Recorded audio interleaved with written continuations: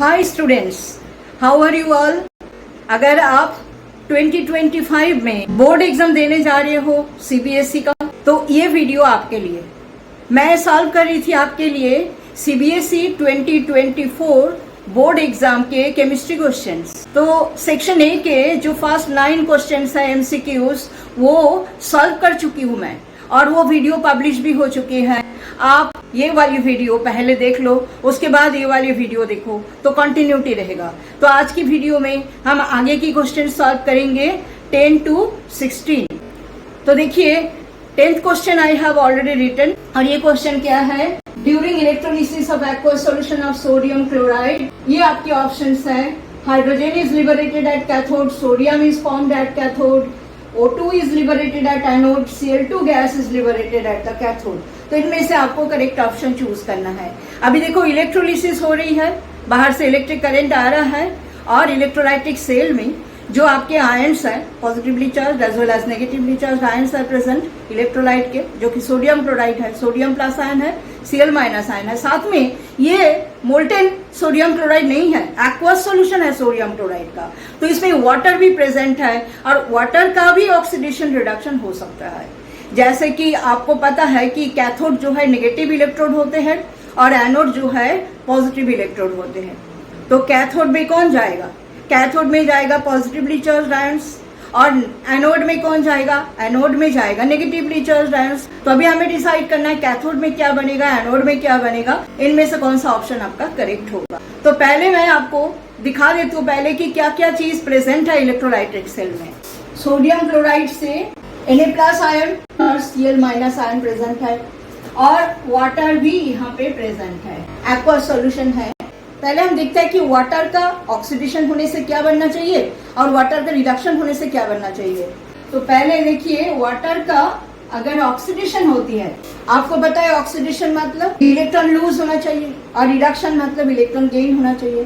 तो वाटर में जब इलेक्ट्रॉन लूज होती है, तो वाटर में तो आपका 2 H+ है और एक O- आयन है। तो O- आयन इलेक्ट्रॉन लूज करके ऑक्सीजन गैस में कन्वर्ट हो जाएगा। तो only 1 oxide ion is there, so half molecule of oxygen will be formed. 2 H+ ion साथ में रहेंगे, और ये जो ऑक्साइड आयन है ये 2 इलेक्ट्रॉन लूज कर देगा। तो ये होगा वाटर का ऑक्सीडेशन का रिएक्शन। वाटर का रिडक्शन का रिएक्शन लिखते हैं, ये है वाटर का रिडक्शन का रिएक्शन। तो reduction of water will produce hydrogen gas, and oxidation of water will produce oxygen gas. अभी देखिए कैथोड में प्रोबेबल रिएक्शन क्या क्या है। एट कैथोड इसमें सोडियम आयन जो कि पॉजिटिवली चार्ज आयन है, वो जा सकते हैं, जा करके इलेक्ट्रॉन गेन करके ये सोडियम मेटल में कन्वर्ट हो सकते हैं, और यहाँ पे वाटर का भी रिडक्शन हो सकते हैं। ये दोनों प्रोबेबल रिएक्शन है।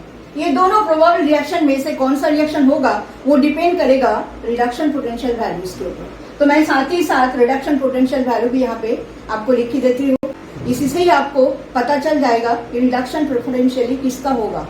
तो ये जो सोडियम आयन का रिडक्शन, यहाँ पे रिडक्शन पोटेंशियल है -2.71 वोल्ट, और ये जो वाटर का रिडक्शन रिएक्शन है इसमें रिडक्शन पोटेंशियल वैल्यू है -0.83 वोल्ट। जौन सा वैल्यू हाई होगा वही रिएक्शन प्रेफरेंशियली होगा।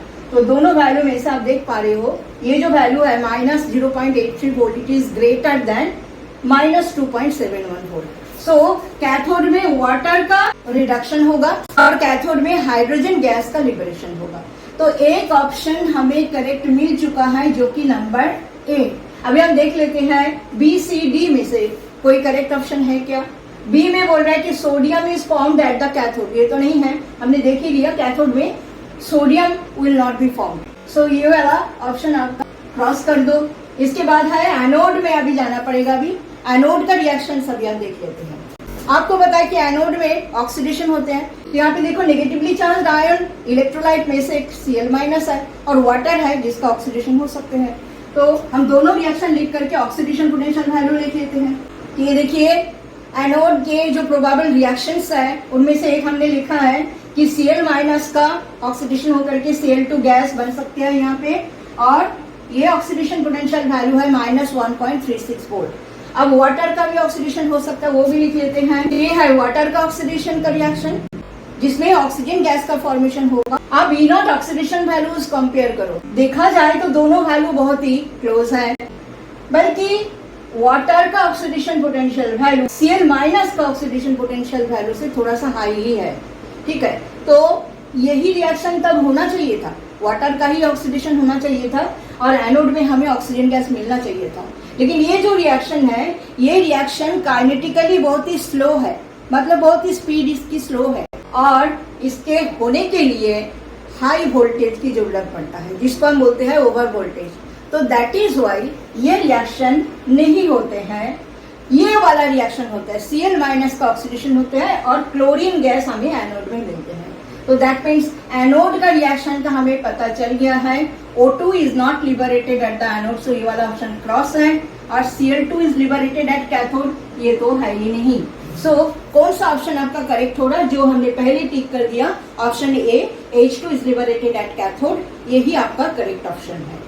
In this question, it is asked the addition of catalyst during a chemical reaction alters which of the following quantities of the reaction? Enthalpy, activation energy, entropy, internal energy. आप सबको पता है ये chemical kinetics से question है और हमें पता है कि अगर कोई केमिकल रिएक्शन में कैटलिस्ट ऐड किया जाता है तो what happens? Speed of the reaction increases.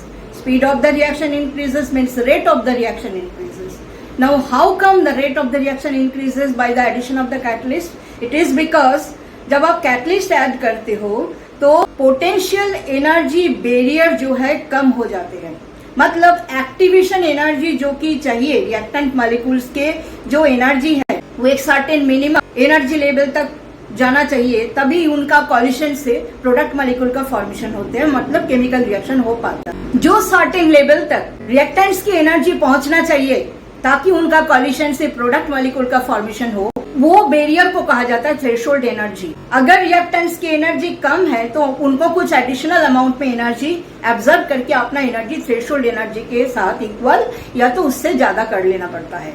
और ये जो थ्रेशोल्ड एनर्जी बैरियर में जब वो पहुंचते हैं तो रिएक्टेंट्स और कैटलिस्ट अगर आप ऐड करते हो तो उनके बीच में एक कॉम्प्लेक्स फॉर्म होता है जिसका नाम है एक्टिवेटेड कॉम्प्लेक्स। तो अगर आप कैटलिस्ट ऐड करते हो तो ये जो एक्टिवेटेड कॉम्प्लेक्स बनते हैं इसकी एनर्जी काफी कम होती है, मतलब पोटेंशियल एनर्जी काफी कम होती है than compare to the potential energy of the activated complex formed when catalyst is not used. तो एक्टिवेटेड कॉम्प्लेक्स का जो पोटेंशियल एनर्जी है वो काफी हाई रहती है in absence of the catalyst. That is why ज्यादातर मॉलिक्यूल्स क्या नहीं कर पाती है, उतना हाई अमाउंट में एक्टिवेशन एनर्जी बैरियर जो है वो ओवरकम नहीं कर पाते हैं, and that's why they are not able to get converted into the product molecules.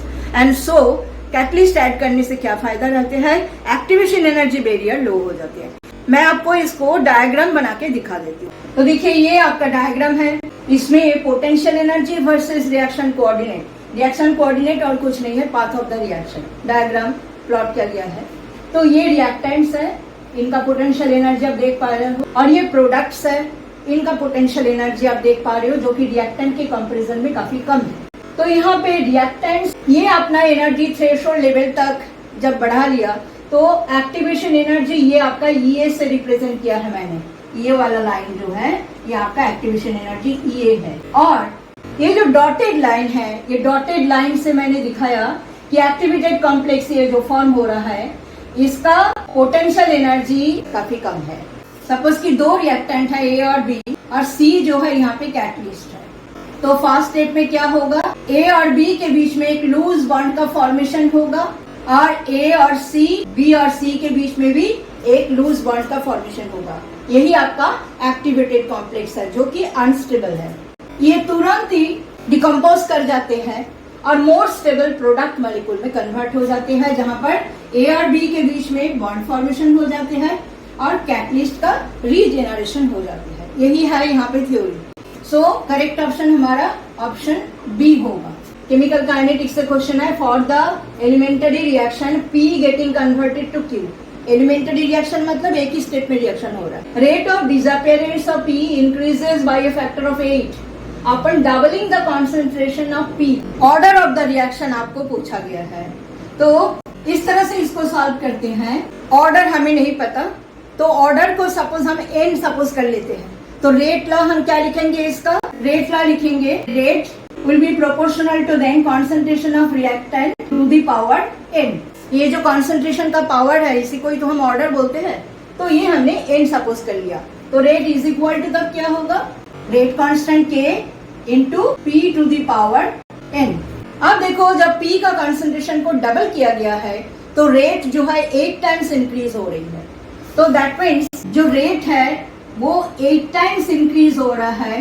जब आपने पी का कॉन्सेंट्रेशन को डबल कर दिया, मतलब पी का कॉन्सेंट्रेशन अभी 2p हो गया है, तो 2p to the power n हो गया। तो ये जो दो आपका इक्वेशन मिले 1 और 2, ये दोनों को हम डिवाइड कर देते हैं, 8 into rate divided by rate, और इधर में क्या हो रहा है, k into 2p to the power n divided by k into p to the power n।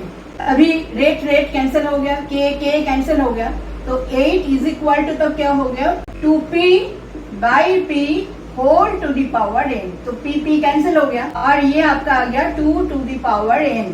अब 8 को क्या लिख सकते हो, 2 क्यूब लिख सकते हो, is equal to 2 to the power n। That means n कितना हो गया 3।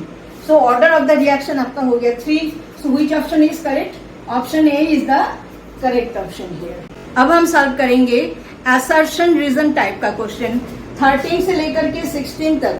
इसमें दो स्टेटमेंट होते हैं, एक को हम बोलते हैं असर्शन, दूसरा को हम बोलते हैं रीजन। तो यहाँ पे 4 ऑप्शन है, ये 4 ऑप्शन में से करेक्ट ऑप्शन हमें हर एक क्वेश्चन के लिए चूज करना है। क्वेश्चन नंबर 13 में असर्शन और रीजन का स्टेटमेंट्स देख लेते हैं। असर्शन में बोल रहा है कि aliphatic primary amides can be prepared by Gabriel phthalimide synthesis. और रीजन में बोल रहा है कि alkyl halides undergo nucleophilic substitution with the anion formed by phthalimide. Gabriel phthalimide synthesis में आप क्या कर सकते हो, aliphatic primary amide as well as aralkyl amides primary amide, जैसे कि बेंजाइल एमिड, ये भी हम प्रिपेयर कर सकते हैं। लेकिन एरोमेटिक प्राइमरी एमिड्स हम नहीं बना सकते हैं बाय दिस मेथड। तो उसके लिए हम पहले रिएक्शन को लिखते हैं। ये है आपका थैलिमाइड। इस मेथड में थैलिमाइड को किससे ट्रीट किया जाता है, अल्कोहलिक पोटेशियम हाइड्रोक्साइड के साथ ट्रीट किया जाता है, और एक मॉलिक्यूल वाटर का पहले एलिमिनेशन हो जाता है और पोटेशियम थैलिमाइड का फॉर्मेशन होता है। तो ये बनेगा पोटेशियम थैलिमाइड। ये जो पोटेशियम थैलिमाइड बना है इसमें देखिए K के ऊपर प्लस चार्ज है, N के ऊपर माइनस चार्ज है, ठीक है। तो ये जो एनायनिक पार्ट है, ये एनायनिक पार्ट जब आप अल्काइल हैलाइड के साथ इसको ट्रीट करोगे तो अल्काइल हैलाइड का क्या होगा, न्यूक्लियोफिलिक सब्स्टिट्यूशन रिएक्शन होगा। दैट मीन्स ये जो I माइनस है जो कि यहाँ पे नेगेटिव है, क्योंकि आयोडीन जो है मोर इलेक्ट्रोनेगेटिव है, तो ये कार्बन के ऊपर प्लस चार्ज होता है, तो यहाँ से जो है I माइनस जो है निकल जाते हैं, और ये जो कार्बन जो कि पॉजिटिवली चार्ज कार्बन है इसके साथ कौन सा पार्ट आ जाता है, ये जो नेगेटिव पार्ट है इस एनायन का, ये नेगेटिव पार्ट अभी ये कार्बन को अटैक करते हैं और ये वाला बनते हैं कंपाउंड। तो यहाँ पर क्या हुआ, न्यूक्लियोफिलिक सब्स्टिट्यूशन ही तो हुआ, I माइनस निकल गया अल्काइल हैलाइड में से, और ये जो एनायन है ये एनायन के साथ ये कार्बन के साथ बॉन्ड फॉर्म होकर के ये बन गया जो कि एन अल्काइल हैलिमाइड हो गया। तो ये जो पर्टिकुलर स्टेप है, इसी पर्टिकुलर स्टेप में अगर हम अल्काइल हैलाइड की जगह एराइल हैलाइड यूज करते, जैसे कि क्लोरोबेंजीन अगर हम यूज करते, तो ये रिएक्शन का प्रोडक्ट नहीं बन पाता, क्योंकि आपको पता है कि एराइल हैलाइड जो कि हैलोआरिन्स है they do not undergo nucleophilic substitution reaction. तो अभी देखिए ये जो कंपाउंड हमें मिला इसको हमें क्या करना है, इसको आप एसिड हाइड्रोलिसिस करो या तो अल्कलाइन हाइड्रोलिसिस करो, आपको एलिफेटिक प्राइमरी एमिन मिल जाएगा और साथ में थैलिक एसिड बन जाएगा। So this will be the product, और ये आपका होल रिएक्शन है।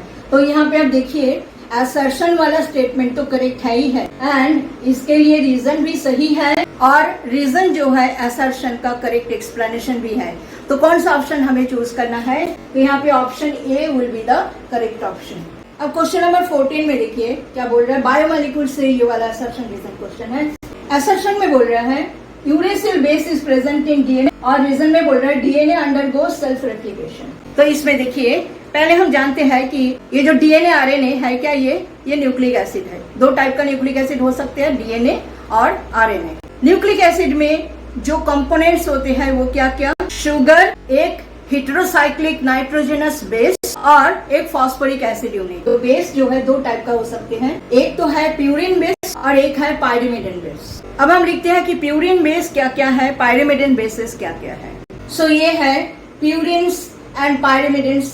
प्यूरिन बेस कौन कौन है, adenine and guanine, and pyrimidine bases क्या क्या है, uracil, cytosine and thymine.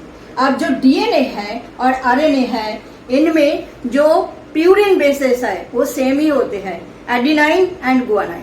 So this has been written here कि both DNA and RNA they have the same purine bases, that is adenine and guanine. लेकिन pyrimidine base 3 है, तो इसीलिए देखो pyrimidine base में ही डिफरेंस है दोनों में।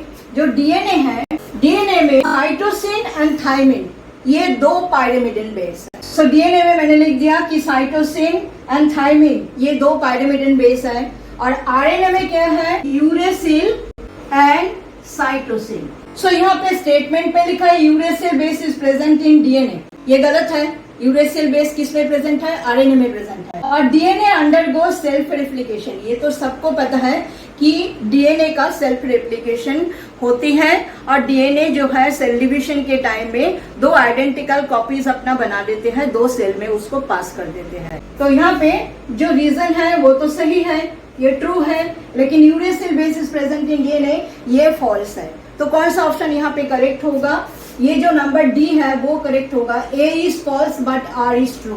सो यहाँ पे ऑप्शन डी ये होगा करेक्ट। अब देखिए क्वेश्चन नंबर 15, इसमें बोल रहे हैं diazonium salts of aromatic amines are more stable than those of aliphatic amines. Reason में बोल रहा है कि diazonium salts of aliphatic amines show resonance. जो रीजन वाला स्टेटमेंट है ना, ये गलत है। एलिफेटिक एमिन्स के जो डायजोनियम सॉल्ट है वो रेजोनेंस शो नहीं करते हैं, बल्कि एरोमेटिक एमिन्स के जो डायजोनियम सॉल्ट है, जिसको हम बोलते हैं एरिन डायजोनियम सॉल्ट्स, वो रेजोनेंस शो करते हैं। तो यहाँ पे जो असर्शन वाला स्टेटमेंट है वो सही है, जबकि एलिफेटिक एमिन्स के जो डायजोनियम सॉल्ट्स है वो अनस्टेबल है, हाईली अनस्टेबल है, डिकम्पोज कर जाते हैं, नाइट्रोजन गैस का एलिमिनेशन कर देते हैं, और जो है कार्बोकैटायन का फॉर्मेशन होते हैं। तो देखो रिएक्शन क्या है, डायजोनियम सॉल्ट कैसे बनते हैं। डायजोनियम सॉल्ट बनने के लिए हमें एलिफेटिक या तो एरोमेटिक प्राइमरी एमिन लेना पड़ेगा, और उसके साथ cold aqueous sodium nitrite solution, और ये जो एमिन है इसको HCl में डिजोल्व कर लेना है, सो HCl भी रहेगा। तीनों का कॉम्बिनेशन में बनेगा aliphatic diazonium salt as well as aromatic diazonium salt. तो ये रिएक्शन होती है RNH2 और ArNH2, एलिफेटिक प्राइमरी एमिन या तो aromatic primary amine, plus NaNO2 sodium nitrite का cold aqueous solution, plus HCl। Temperature range बहुत ही लो होती है, यहाँ पे हाई टेम्परेचर में जो है स्टेबल नहीं है कोई भी। तो यहाँ पे टेम्परेचर रेंज क्या होगा, 273 to 278 kelvin, that means 0 to 5 degree centigrade. So ये डायजोनियम सॉल्ट बना, एलिफेटिक एमिन का डायजोनियम सॉल्ट या तो एरोमेटिक प्राइमरी एमिन का डायजोनियम सॉल्ट, साथ में क्या बनेगा, सोडियम क्लोराइड प्लस वाटर। अभी हम देखते हैं कि ये जो एल्केन डायजोनियम सॉल्ट है Rn2+Cl-, ये हाईली अनस्टेबल है। इसका क्या होता है, अपने आप ही डिकम्पोज करके R+N2Cl- ये डिकम्पोज कर जाते हैं। लेकिन ये जो Ar(N2+Cl-) जो डायजोनियम सॉल्ट है एरोमेटिक प्राइमरी एमिन का, ये काफी स्टेबल है क्योंकि ये रेजोनेंस शो करते हैं। तो इसका रेजोनेटिंग स्ट्रक्चर्स कुछ हम दिखा देते हैं आपको। ये है Ar(N2+). N2+ तो इस तरह से हमें लिखना पड़ेगा N+ triple bond N, N के पास एक लोन पेयर ऑफ इलेक्ट्रॉन है। ये हुआ पहला स्ट्रक्चर। देखिए क्या हुआ, ये नाइट्रोजन एक पेयर इलेक्ट्रॉन जैसे पुल कर लिया, तो ये वाला नाइट्रोजन के ऊपर पॉजिटिव चार्ज की इंटेंसिटी बढ़ गया, तो ये बेंजीन रिंग से पाई इलेक्ट्रॉन्स को पुल करेगा। तो पाई इलेक्ट्रॉन जैसे ही यहाँ पे ये वाला कार्बन के पास पहुंचा, तो ये वाला कार्बन और नाइट्रोजन के बीच में बन गया डबल बॉन्ड, और यहाँ पे ये पोजीशन में आ गया पॉजिटिव चार्ज। इसके बाद ये पॉजिटिव चार्ज जो है पूरा रिंग में घूमेगा। ठीक है, तो अगला रेजोनेटिंग स्ट्रक्चर देखिए क्या होगा।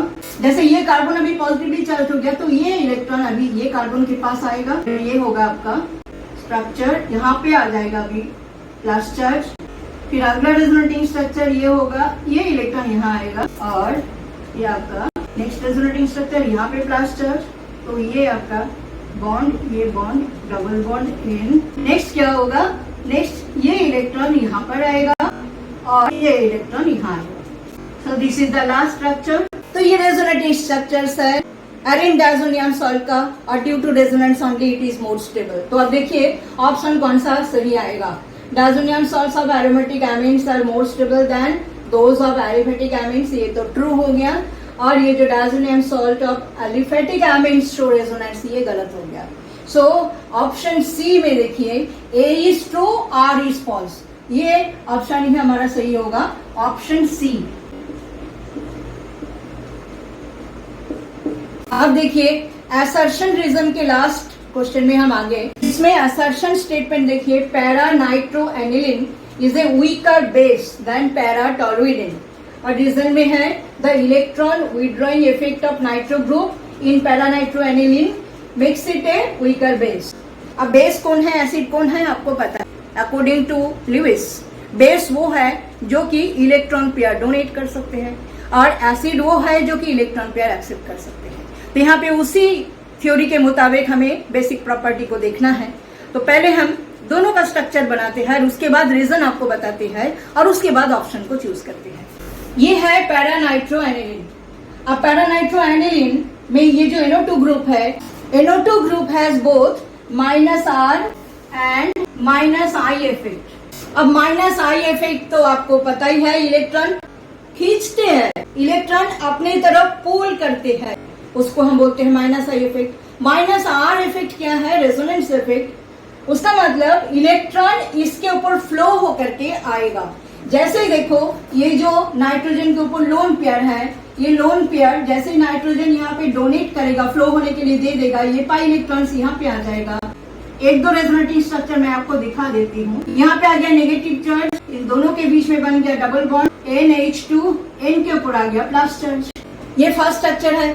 अब देखिए क्या होगा आगे, ये बॉन्ड यहाँ पे बनेगा, और ये जो इलेक्ट्रॉन्स है ये पैरा पोजीशन में जो कार्बन एटम है उसमें आ जाएगा। तो ये अगला रेजोनेटिंग स्ट्रक्चर। तो आप देख पा रहे हो कि ये जो फर्स्ट स्ट्रक्चर है इसमें ऑर्थो पोजीशन में नेगेटिव चार्ज आएगा। नेक्स्ट स्ट्रक्चर में देखिए पैरा पोजीशन में जो कार्बन एटम के साथ नाइट्रो ग्रुप अटैच्ड है, उस कार्बन एटम के ऊपर आ गया नेगेटिव चार्ज। तो ये जो कार्बनियन का फॉर्मेशन हो रहा है, ये जो कार्बन एटम जिसके ऊपर नेगेटिव चार्ज है, इन्हीं को ही हम बोलते हैं कार्बनियन। तो कार्बनियन की स्टेबिलिटी ये बढ़ा देते हैं। बढ़ा कैसे देते हैं, पैरा पोजीशन में जैसे नेगेटिव चार्ज आ गया कार्बन के ऊपर, तो अभी ये नेगेटिव चार्ज किस में जाएगा, नाइट्रो ग्रुप में भी जाएगा। नाइट्रो ग्रुप अपने अंदर भी ये नेगेटिव चार्ज को लेगा, और इसकी वजह से जो माइनस चार्ज का डिस्पर्सल है वो ज्यादा होगा, and that's why electron pair donation की टेंडेंसी यहाँ पे ज्यादा रहेगा, क्योंकि जो कार्बनियन बन रहा है उसकी स्टेबिलिटी नाइट्रो ग्रुप इंक्रीज कर रहा है by dispersing the negative charge, and that is why ये जो लोन पेयर है इसकी अवेलेबिलिटी कम हो जाएगी, that means basic character decrease हो जाएगी। अब देखते हैं पैरा टोलुइडिन में क्या बात है। ये है para toluidine, methyl group benzene ring में अटैच रहने से उसको हम टोलुइन बोलते हैं। साथ में एमिनो ग्रुप अगर है तो टोलुइडिन नाम हो जाता है, depending upon the position of NH2 and CH3। जैसे यहाँ पे पैरा पोजीशन में है तो पैरा टोलुइडिन हो गया, मेटा पोजीशन में होने से मेटा टोलुइडिन होगा, ऑर्थो पोजीशन में होने से ऑर्थो टोलुइडिन। तो अब देखिए ये जो CH3 ग्रुप है, ये CH3 ग्रुप में क्या क्या इफेक्ट है।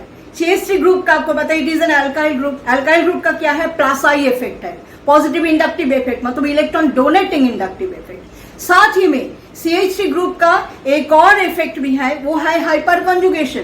हाइपर कंजुगेशन की वजह से भी ये क्या करती है, बेंजीन रिंग में इलेक्ट्रॉन को फ्लो करते हैं। लेकिन यहाँ पे लोन पेयर तो नहीं है ना, जैसे कि NH2 ग्रुप में मैंने बोला आपको कि N के ऊपर जो लोन पेयर है वो फ्लो हो रहा है, बेंजीन रिंग में जा रहा है। CH3 अगर अटैच्ड है बेंजीन रिंग के साथ, तो CH3 में C के पास कोई लोन पेयर नहीं है। यहाँ पे CH3 ग्रुप क्या करते हैं, CH3 ग्रुप में जो 3 कार्बन हाइड्रोजन बॉन्ड है, वो 3 कार्बन हाइड्रोजन बॉन्ड के जो सिग्मा इलेक्ट्रॉन है वो फ्लो करके बेंजीन रिंग में जाते हैं। इसको हम बोलते हैं सिग्मा पाई कॉन्जुगेशन। वो स्ट्रक्चर मैं आपको दिखाती हूँ। ये मैंने एक CH3 ग्रुप को बेंजीन रिंग के साथ अटैच कर दिया। देखिए यहाँ पे कैसे सिग्मा इलेक्ट्रॉन फ्लो होकर के आता है। ये जो 3 बॉन्ड है, 3 बॉन्ड में से कोई भी एक बॉन्ड का सिग्मा इलेक्ट्रॉन यहाँ पे फ्लो होकर के ये वाला कार्बन के पास आ जाते हैं। तो ये पाई इलेक्ट्रॉन यहाँ मूव कर जाते हैं, तो यहाँ हो गया नेगेटिव चार्ज। ये कार्बन, देखिए सिचुएशन क्या हुआ, ये जो सिग्मा इलेक्ट्रॉन जैसे ही फ्लो होकर के ये वाला कार्बन के पास आया, तो ये कार्बन और ये कार्बन के बीच में बन गया डबल बॉन्ड और ये H+ बन गया। लेकिन ये यही पे ये जो कार्बन एटम के न्यूक्लियस है इसको स्ट्रांगली होल्ड करके रखेगा। It is not a free proton, it will be very much bound to the carbon nucleus. और इसी तरह से आगे जो है स्ट्रक्चर्स मैं दिखा सकती हूँ, जैसे कि ये बॉन्ड की इलेक्ट्रॉन यहाँ आएगा, पाई बॉन्ड यहाँ पे बनेगा। सो ये होगा अगला स्ट्रक्चर। अगला स्ट्रक्चर क्या होगा, ये बॉन्ड यहाँ पे फॉर्मेशन होगा, ये पाई बॉन्ड की इलेक्ट्रॉन यहाँ जाएगा। तो देखिए एक कार्बन हाइड्रोजन बॉन्ड का सिग्मा इलेक्ट्रॉन फ्लो करने की वजह से ये जो स्ट्रक्चर्स बने आपके, जिसमें सेंटर ऑफ नेगेटिव चार्ज मतलब कार्बन एटम के ऊपर नेगेटिव चार्ज आ गया, तो इसी तरह से ये वाला बॉन्ड के इलेक्ट्रॉन भी फ्लो करके जा सकते हैं। उसके लिए भी 3 स्ट्रक्चर और मिलेगा। ये वाला बॉन्ड के इलेक्ट्रॉन भी फ्लो करके जा सकते हैं, उसके लिए भी 3 और स्ट्रक्चर मिलेगा। दैट मीन्स टोटल 9 स्ट्रक्चर्स हमें मिलेगा, हाइपर कॉन्जुगेटिव स्ट्रक्चर।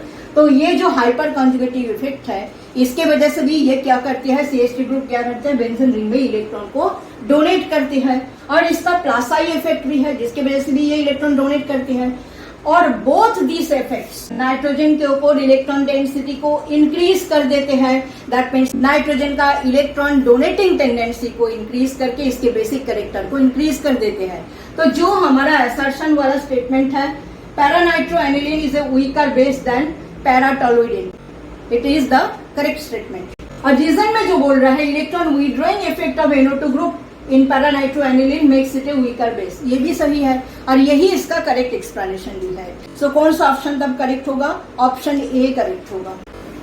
अगर आपको वीडियो अच्छा लगा तो प्लीज चैनल को सब्सक्राइब कर दीजिए और अपने फ्रेंड्स में इसको शेयर भी कीजिए।